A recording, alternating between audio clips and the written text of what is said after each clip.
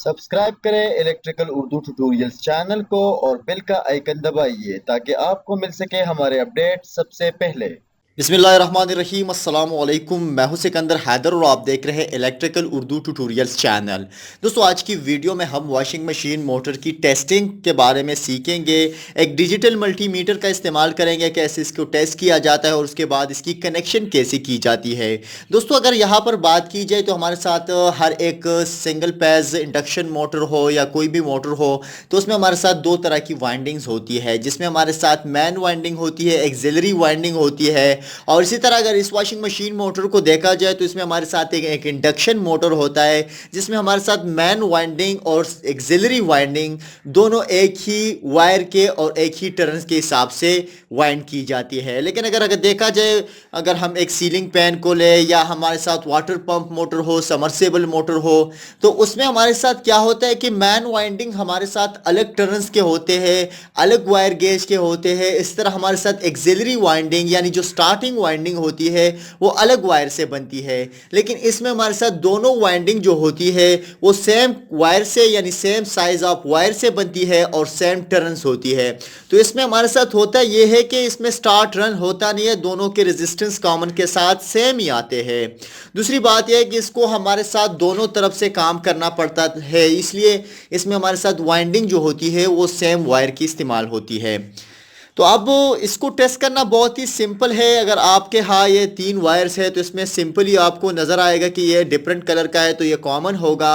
लेकिन फिर भी अगर आपके पास सारे वायर्स जो हो वो सेम कलर्स के हो तो आपने जस्ट इसकी रेजिस्टेंस टेस्ट करनी है। तो इन तीनों के बीच, दो के बीच रेजिस्टेंस ज़्यादा आएगी और जो तीसरा बच जाएगा उसके बीच दोनों के रेजिस्टेंस सेम आनी चाहिए। जो भी वॉशिंग मशीन मोटर हो उसी तरह से होना चाहिए। अगर इसमें डिफरेंस आता है तो इसका मतलब यह है कि उसकी वाइंडिंग में इंटरनली कोई खराबी है। तो अगर आपको एक वॉशिंग मशीन का मोटर टेस्ट करना है तो आप ओहम टेस्टिंग को सेलेक्ट कीजिए। उसके बाद आपने वायर्स लेने हैं, जैसे कि मैं यहाँ पर दिखा रहा हूँ कि वायर्स को मैंने ले लिया है।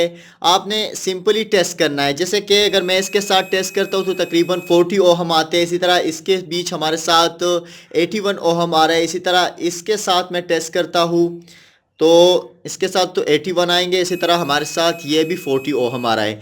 तो ये दोनों वायर जो है मेरे साथ ज़्यादा रेजिस्टेंस दिखा रहा है, इसका मतलब ये है कि ये हमारे साथ ये जो हमारे साथ चलने वाले हैं, कभी स्टार्ट में चलेगा कभी रन में चलेगा। इस तरह ये हमारे साथ कॉमन हो गया। इन दोनों के बीच रेजिस्टेंस ज़्यादा है तो ये कॉमन है। तो कॉमन और दोनों के बीच अगर रेजिस्टेंस सेम आती है तो इसका मतलब ये है कि ये वॉशिंग मशीन मोटर बिल्कुल ठीक है। और अगर इसके बीच रेजिस्टेंस डिफरेंट आती है तो इसका मतलब है कि वॉशिंग मशीन का मोटर ख़राब है। अब यहाँ पर चेक करते हैं, इसके साथ 40 ओहम आ रहा है, ठीक है। और इसके साथ कितने आ रहे हैं आप देख सकते हैं, इसके साथ भी तकरीबन 40 ओहम आ रहे हैं। दोनों के साथ सेम रेजिस्टेंस आने का मतलब ये है कि ये वॉशिंग मशीन बिल्कुल ठीक है। अब इसको हम बॉडी के साथ टेस्ट करते हैं तो बॉडी के साथ कोई भी कनेक्टिविटी नहीं दिखा रहा है। इसका मतलब ये है कि इसकी जो वाइंडिंग है वो कम्प्लीटली इंसुलेटेड है और किसी तरह की बॉडी के साथ अटैच नहीं है। अब ये तो हो गया। इसके बाद हम इसके लिए कैपेसिटर का इस्तेमाल करते हैं। तो कैपेसिटर हम इसके लिए 10 माइक्रो फैराड का इस्तेमाल करते हैं। कैपेसिटर को अगर आप टेस्ट करना चाहें तो डायरेक्टली आपसे अपने करना क्या है कि अगर आपके पास कैपेसिटर टेस्टिंग का कोई डिवाइस या कोई भी मीटर मौजूद ना हो तो ये तरीका थोड़ा डेंजर है, लेकिन आप कर सकते, इस्तेमाल कर सकते हैं, ठीक है। अभी मेरे साथ यूपीएस लगा हुआ है तो यूपीएस में मेरे ख्याल से बैटरी लो है, इसलिए मैं इसकी टेस्टिंग जो है मीटर से कर लेता हूँ। अगर इस तरह अगर आप इसको करंट देंगे और इसके बाद दोनों को आपस में लाएंगे और अच्छी तरह से स्पार्क बनाता है तो इसका मतलब होगा कि कैपेसिटर बिल्कुल ठीक है।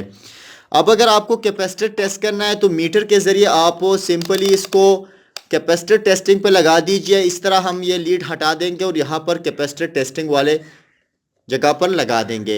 अब यहाँ पर हमने इसको 20 माइक्रो फैराड सेलेक्ट किया है क्योंकि कैपेसिटर हमारे साथ 10 माइक्रो फैराड का है। सिंपली हमने करना क्या है कि एक वायर एक के साथ और दूसरा दूसरे के साथ। आप देख सकते हैं कि वहाँ मीटर हमारे साथ 10 के ऊपर कुछ दिखा रहा है, 10.2 इसी तरह दिखा रहा है। तो इसका मतलब ये है कि कैपेसिटर बिल्कुल ठीक ठाक है। अब कनेक्शन कैसे करना है, दोनों के बीच हमारे साथ रेजिस्टेंस जिसके बीच ज़्यादा है उसी के साथ हमने इस कैपेसिटर को लगाना है।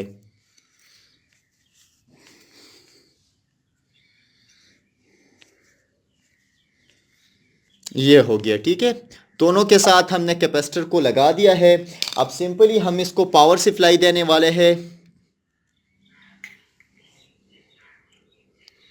ठीक है।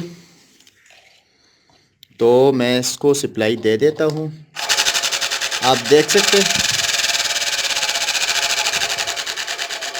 इसके बेरिंग ख़राब है, ठीक है।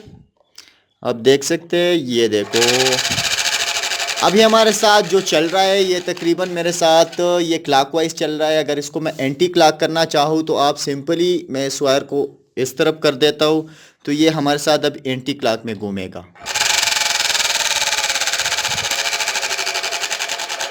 तो इस वीडियो में आपने सीखा कि कैसे जो वॉशिंग मशीन होते हैं, वॉशिंग मशीन के मोटर को टेस्ट किया जाता है एक डिजिटल मल्टीमीटर के ज़रिए, या कैसे इसकी कनेक्शन की जाती है। इंशाल्लाह नेक्स्ट वीडियो ट्यूटोरियल में हम और भी टेस्टिंग के बारे में बात करेंगे, कुछ प्रैक्टिकल्स वीडियो ट्यूटोरियल भी करेंगे, वॉशिंग मशीन मोटर की इंटरनली वाइंडिंग के बारे में भी जानेंगे। इसी के साथ ही आज की वीडियो ट्यूटोरियल ख़त्म होती है। मज़ीद ट्यूटोरियल के लिए आप हमारे यूट्यूब चैनल को ज़रूर सब्सक्राइब कीजिए, हमें अपने दुआ में याद रखिए, हमारे वीडियो को लाइक और शेयर ज़रूर कीजिए। अल्लाह ने कहबान।